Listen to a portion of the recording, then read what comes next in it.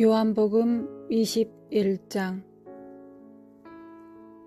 그 후에 예수께서 디베랴 호수에서 또 제자들에게 자기를 나타내셨으니 나타내신 일은 이러하니라.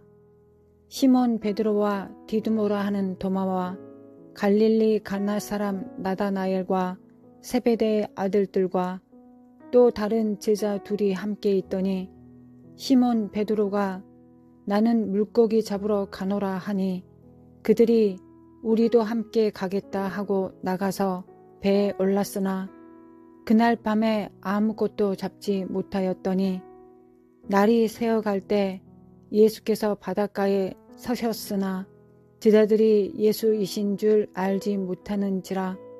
예수께서 이르시되 얘들아 너희에게 고기가 있느냐? 대답하되 없나이다. 이르시되 그물을 배 오른편에 던지라. 그리하면 잡으리라 하시니 이에 던졌더니 물고기가 많아 그물을 들 수 없더라. 예수께서 사랑하시는 그 제자가 베드로에게 이르되 주님이시라 하니 시몬 베드로가 벗고 있다가 주님이라 하는 말을 듣고 겉옷을 두른 후에 바다로 뛰어내리더라.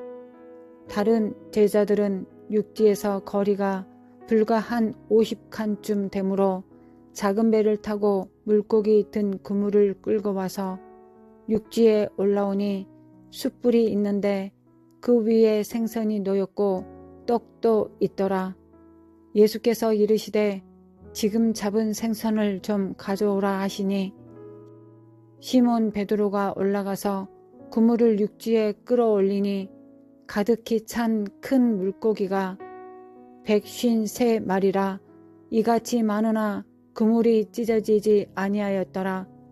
예수께서 이르시되 와서 조반을 먹으라 하시니 제자들이 주님이신 줄 아는 고로 당신이 누구냐 감히 묻는 자가 없더라. 예수께서 가셔서 떡을 가져다가 그들에게 주시고 생선도 그와 같이 하시니라. 이것이 예수께서 죽은 자 가운데서 살아나신 후에 세 번째로 제자들에게 나타나신 것이라.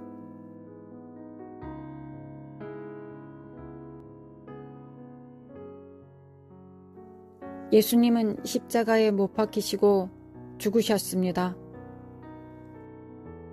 제자들은 직접 주님의 죽으심을 목도하였습니다. 그리고 예수님께서 살아나셨습니다. 그리고 제자들에게 보이셨습니다. 도마는 옆구리와 손의 못자국을 확인했습니다. 그들은 예수님을 보았습니다. 부활하신 예수님을 다시 만났습니다. 그런데 그들은 물고기를 잡습니다. 예수님께서 죽으시기 전에 그들은 주님과 같이 병든 자를 고치고 죽은 자를 살리며 귀신을 쫓아내며 세례를 주고 천국 복음을 증거하며 주님 곁에 항상 있었습니다. 그런데 3년 6개월 주님의 공생애를 같이 했던 제자들은 다시 물고기를 잡습니다. 물론 물고기를 잡는 것이 주님의 뜻이라면 마땅히 그 자리를 지키는 것이 맞습니다. 그런데 우리는 그들이 무엇을 해야 하는 사람들인지 이미 알고 있습니다. 주님께서 모든 일을 완성하셨는데 그들은 물고기를 잡습니다. 당신이 베드로라면 당신은 저 순간 무엇을 할 것 같습니까?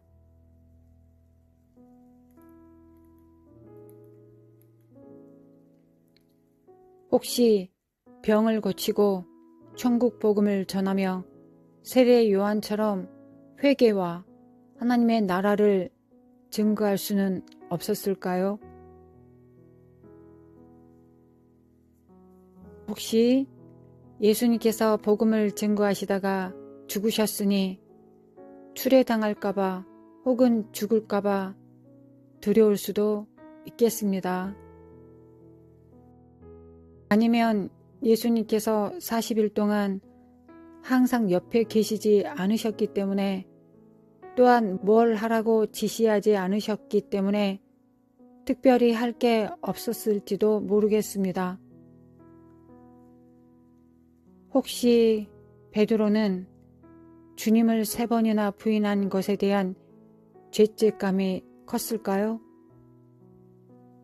다른 제자들도 주님께서 죽으시고 두려움에 사로잡혔던 순간들이 스스로에게 상처가 되었을까요? 주님께서 승천하시기 전 40일, 제자들은 주님께 이제 우리가 무엇을 하면 되는지 왜 묻지 않았을까요?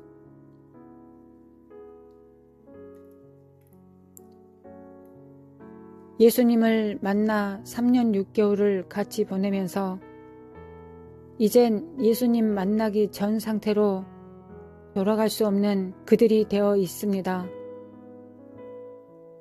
예수님을 만나기 전과는 완전히 달라진 제자들, 그 이전으로 돌아갈 수 없는 상태.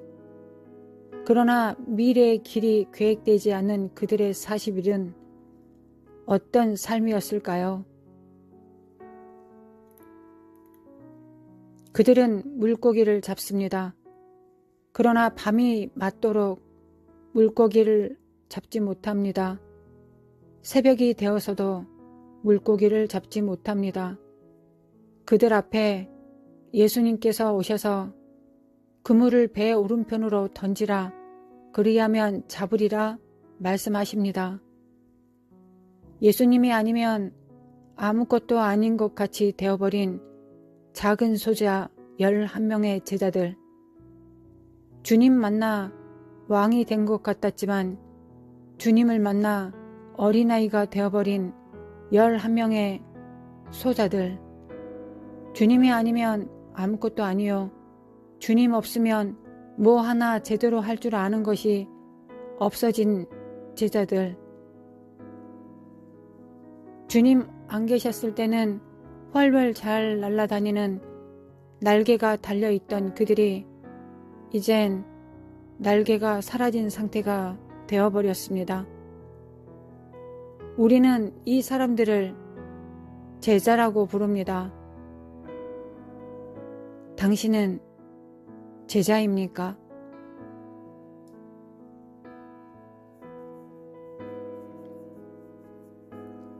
성령을 기다리라. 성령을 기다리라. 제자들에게 40일 동안의 고요한 그 시간은 앞으로의 풍랑이는 시간들을 위한 40년의 긴 시간을 준비하는 시간이었을 것입니다. 성령이 임하시는 그 날, 땅끝까지 증인이 될 수밖에 없는 그들의 부르심, 땅끝까지 증인이 되리라. 성령이 임하시면 땅끝까지 증인이 되리라. 오직 성령이 아니면 안 되는 사람들이 되었습니다. 주님께서 가르치시고 훈련하신 모든 것들을 다 생각나게 하시고 가르치시며 행하게 하시는 분, 아버지의 품에서 오시는 성령님이십니다. 성령이 아니시면 아무것도 아닌 것이 되도록 부르심을 받은 존재가 바로 당신입니다.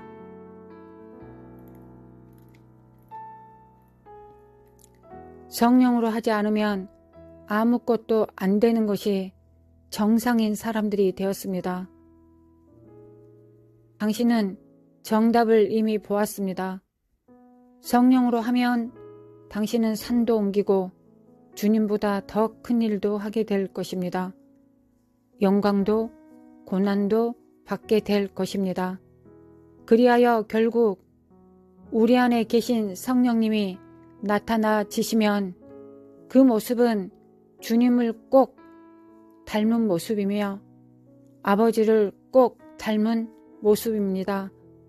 성령님은 참 하나님과 그의 보내신 자 예수 그리스도를 나타내고 우리의 삶에 투영시키셔서 우리가 그 하나님을 만날 수 있도록 중매하시는 분이십니다. 하나님께서 당신의 삶에 계시되었다면 성령님의 도우심으로 당신의 삶에 참 하나님과 그의 보내신 자 예수 그리스도가 당신에게 계시되었다면 이제 기다리십시오.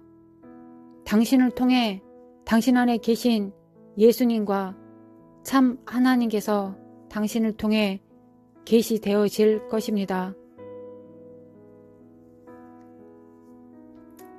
우리가 만난 하나님이 우리를 통해 계시되어지는 그 40일을 우리는 반드시 통과해야 합니다.